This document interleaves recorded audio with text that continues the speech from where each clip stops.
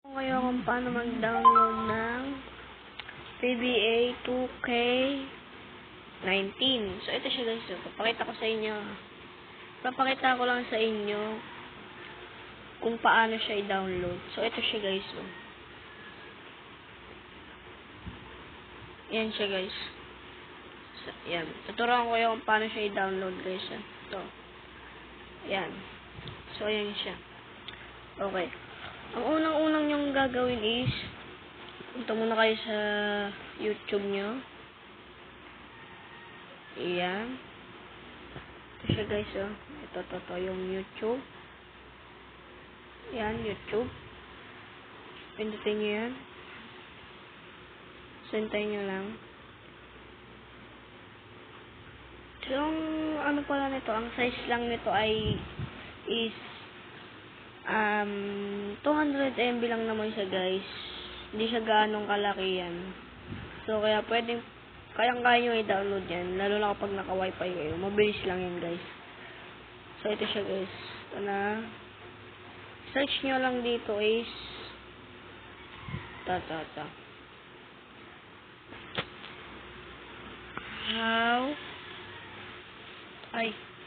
how to download. Ito siya, oh. Search nyo na lang kung anong model ng inyong cellphone, kung anong Android, basta kung akin kasi Android 9. So, i-search nyo na lang Android 10 ba kayo, Android 12, Android basta. Kung ano na yan. I-search nyo na lang yan kung ano yung Android nyo. So, ito siya sa akin, oh. Ayan siya, guys. Ayan. How to download PBA 2K19 mobile for Android 9. So, search. So, yan. Hintayin nyo lang siya, guys. Hintayin nyo lang siyang matapos. Ito siya, guys. Kung nakikita nyo lang siya, 270 MB lang siya, guys. So, pindutin natin yan. Ipindutin lang natin yan, guys. Tapos, tayo lang natin. Post natin yan. Tapos, pindutin natin itong description. Kung makikita nyo lang to, APK, tapos yung OBB. Pag nakita nyo yung OBB tsaka APK na yan, guys, una nyong i-download dyan is yung APK. So, bahala na kayo kung anong gusto nyo unahin, yung OBB ba o yung APK. So, akin kasi, unahin ko muna yung APK. So, ayan. Hintayin nyo lang siya, guys.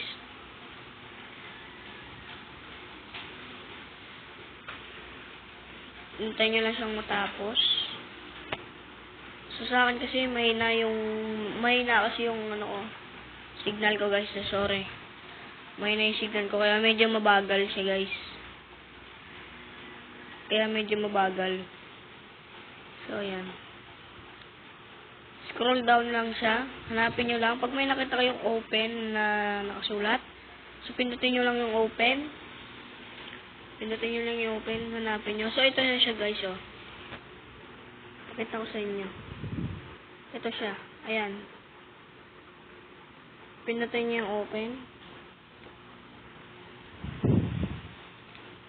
So, cancel lang natin yan. So, hintayin natin siya mag-countdown. Hintayin lang natin mag-countdown yan. Pag natapos ng 8 seconds na yan, So,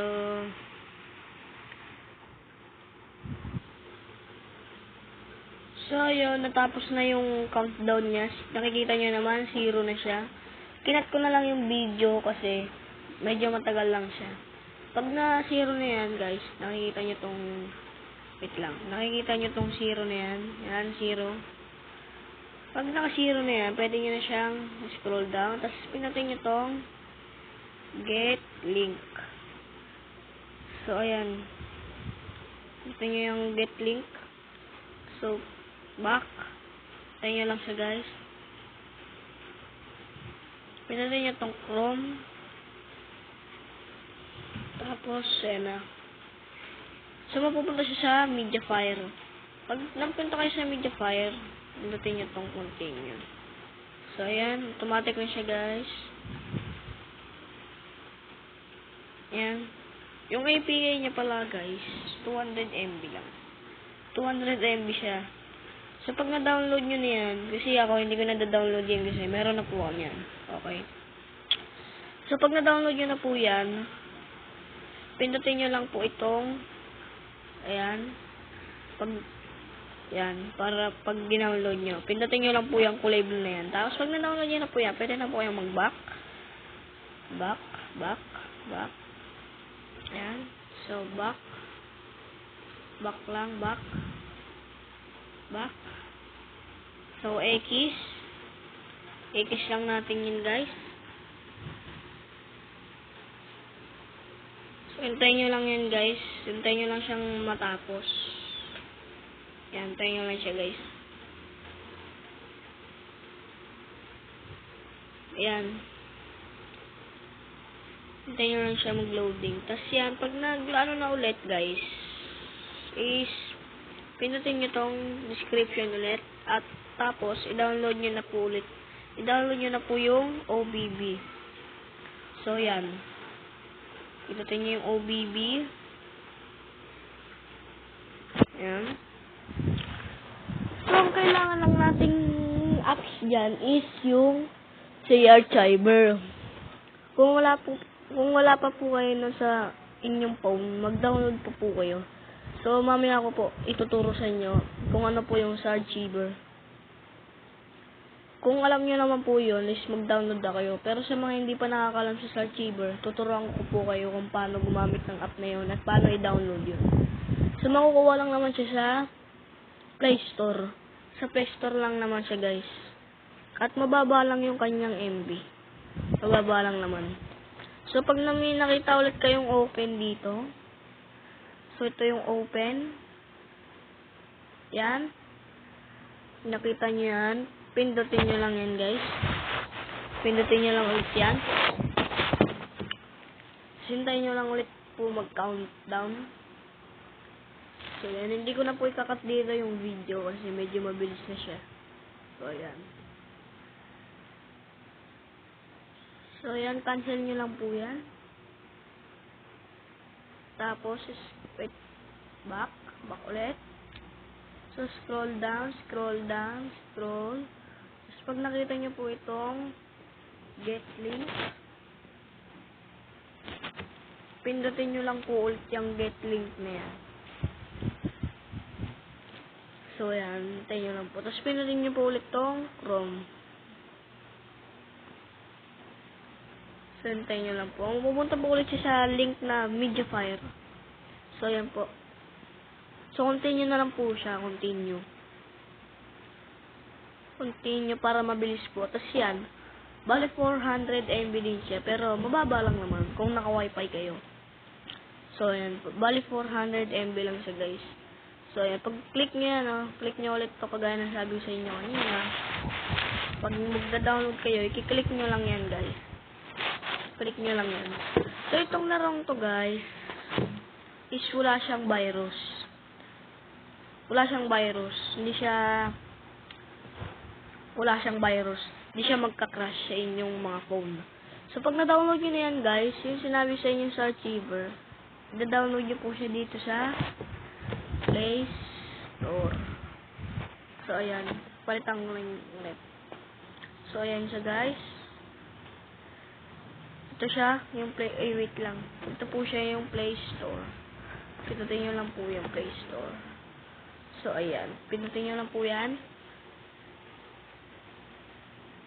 So, pag napindot nyo na po yung Play Store, pumunta na po kayo dito sa inyong pag-search nyo lang po dito ay Archiver. Yan. Yan. Automatic na pong lalabas yan. So, sa akin, mahina yung signal talaga, guys. So, sensya na po kayo talaga. So, ito po yung kulay niya. Makikita nyo po yung kulay ng kanyang logo. So, ito siya. Sa Archiver. Pakita ko sa inyo, guys, siya. Ito siya, guys, oh. Yan siya. Sa Archiver. Pag na-download nyo yan, pindutin nyo lang po yan. Yan. Pag napindot nyo po yung sa Archiver, balik muna tayo, balik. Pag napindot nyo po yan, punta po kayo dito sa inyong download.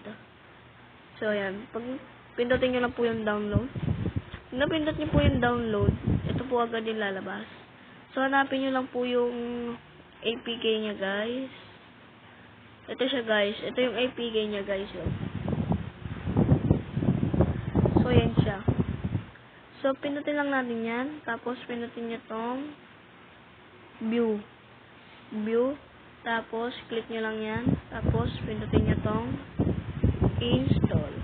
So, pag na-install nyo na yan, guys, balik tayo. Punta tayo dito sa kanyang OBB. Ito siya.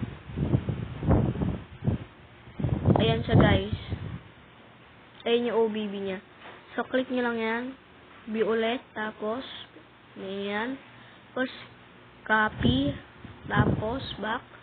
Pindutin nyo po itong Android. Ayan. Pag nakaklik nyo po yan, OBB. Kita nyo po itong OBB. Ayan. Click nyo lang po yan. Tapos, pindutin nyo lang po itong nasa baba. Ayan. Tapos, space. So, apply to all files. Place. So, ayan. Cancel ko na po kasi meron na po ako niyan. So pag na-paste nyo na po yan, pwede nyo na po siyang laruin. So, ito siya. Ito po siya, guys. Oh. Ito po siya. Ito po. Yan siya, guys. Papakita ko na sa inyo yung gameplay para maniwala kayo na walang crash. So, click natin yan.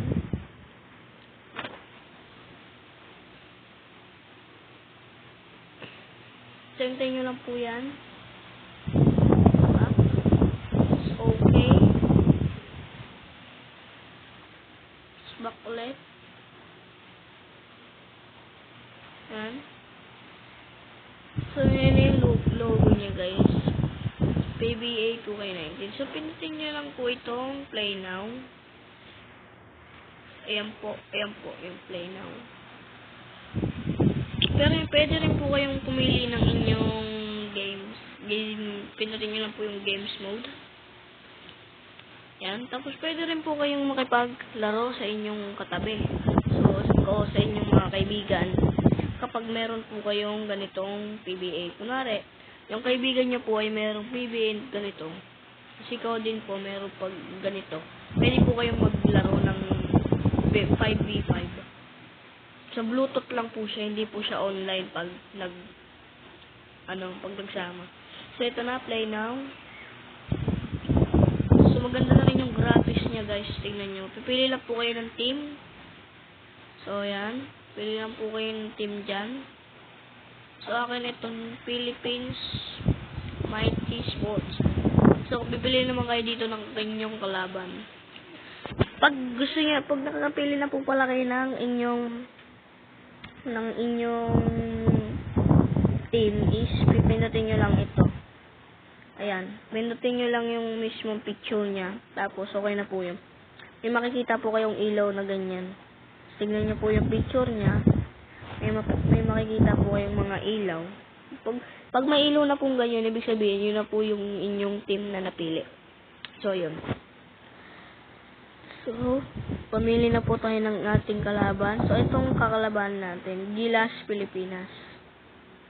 Pos, pag makapili na po kayo ng kalaban at ng team nyo, pindutin nyo na po itong play. Wait. Pindutin nyo na po yung play. Ayan. So, ayan, play. So, hintayin nyo lang po yan. Naglo-loading po siya. Sa akin nagka-crash kasi nag-screen recording po kasi ako.